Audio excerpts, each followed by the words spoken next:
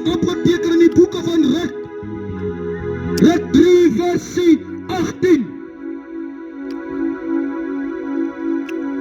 Want die man sal nie rus tensy hy vandag nog die saak afgehandel het nie. Rut 3 vers 18. Want die man sal nie rus tensy hy nog vandag die saak afgehandel het nie. Die Here seën sy voorgeleesde woord. Want die man sal nie rus voordat hy die saak nog vandag afgehandel het nie. Weet jy, Rut 3, dat is daar so 'n opskrif. Hy sê, dis die lossingsreg.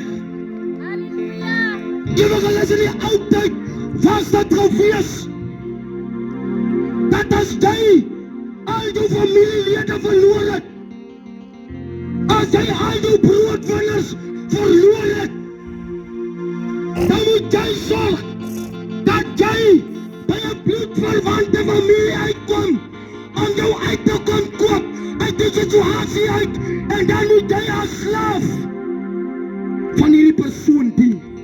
Ek stem saam. En die Bybel sê dat hier was 'n sekere vrou met die naam van Naomi. En sy sê aan haar skoondogter, nadat sy haar man en haar 2 seuns verloor het, sê Naomi vir Rut, maar kykie, jy sal moet gaan na ons bloedverwante vriend toe, ons bloedverwante familie toe, en gaan seker maak dat hy jou by my weer kom oorkoop, sodat jy 'n beter lewe kan hê.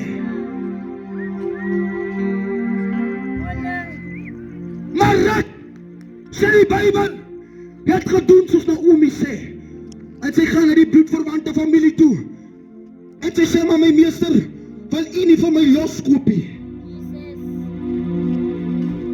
My boodskap is vanaand eenvoudig, terwyl jy nog sit in jou gemaksone, is daar 'n debat wat gevoer word.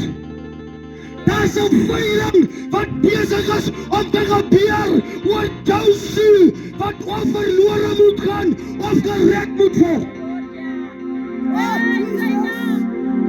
My moeder, jy sê as vandag bewus, dat daar sekere magte, sekere mense, wat vir jou aan die bres tree, om te verseker, dat jy die ewige lewe kan beerwe nie.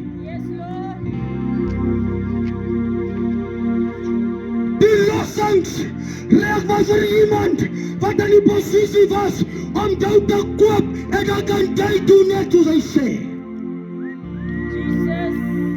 Nou verstaan ek, hoekom Jesus ook sê, hy sê, kom van die prys, as hy reeds betaal.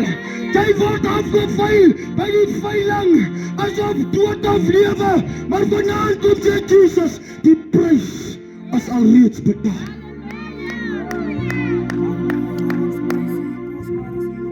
Die prys is betaal.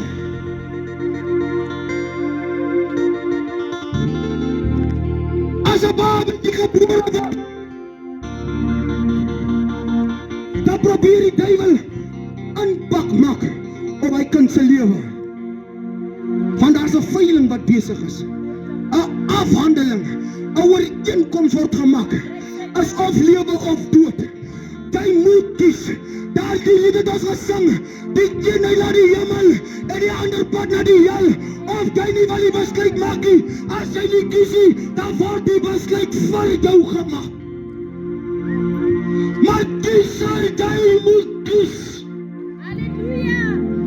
Maar onverantwoordelik is kennende mense nie bewus van die duiwel en die Here wat hand in hand beklei oor jou siel wat moet gered word vanaand. Jou siel moet gered word. Want as hy nie gered word nie, dan is dit ewige verderf, vir altyd te laat. Jou siel moet losgekoop word. Weet jy, by die veiling As steek een man op R1000, ander man steek op 10.000, ander 50, en die skraap word te gee aan die een met die hoogste prys. Nou verstaanlik, hoe kan die Bybel sê, hy het 'n prys kom betaal, wat geen mens sou betaal nie. Hy het die duurste prys betaal, hy het sy eie lewe afgestaan, net sodat jy kan losgekoop word, uit die reveiling uit. Maar weet jy, wat so interessant is van die duiwel, hy is al reeds gestraf, hy is al reeds geoordeel. Al wat hy nou wil maak is, hy wil by jou saam met hom vat in die ewige verderf, want daar is nie meer kans vir die duiwel nie.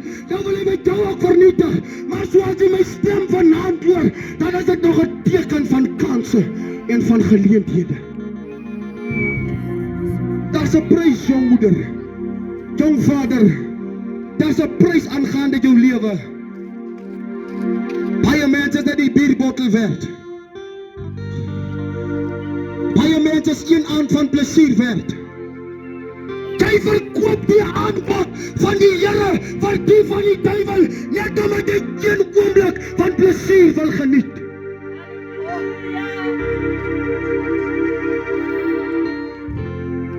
Dis die 100 sondes wat my gederf sal aanbring nie. Al doen jy een sonde, dan beteken dit vir jou te laat. 'n Ander man kan kom met sy berg van sonde. Hy was 'n hoerjaar.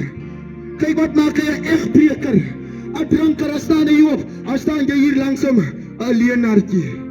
Maar leenaartjie sal ook nie aan my poorte aangaan nie, want die Bybel sê sonde, alles is so klein soos 'n mosterdsaad, hy sal nie ingaan nie. Maar Jesus is bewus van die feit dat die duiwel wil jou lewe vernietig. Daarom kom hy vanaand en sê, kom na my toe, ek wil jou rus gee. My woord is uit. Job 14 sê, die mens het 'n vrou gebore, is kort van dae, sat van onrus.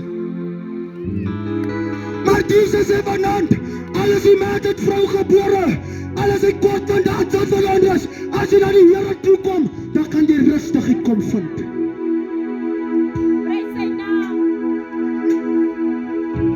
Te veel mense verloor hulle lewens, omdat hulle nie agslaan op die lossingsprys van die Here nie. Weet jy moeder, dat die Here vir jou gesterwe het? Weet jy vader het vir jou gesterwe? Jong man, weet jy, die Here het vir jou gesterwe. Al wat jy moet maak is sê, Here, ek is dankbaar, wil U nie my lewe oorneem nie. Maar jy sit daar in die sonde, jy weerhou jou van die Here af. Jy hou jou van die Here af weg, maar die Here het 'n prys vir jou betaal. Daarom verstaan ek wat Efesiërs 6 sê. Hy sê daar's 'n aaneenlopende stryd.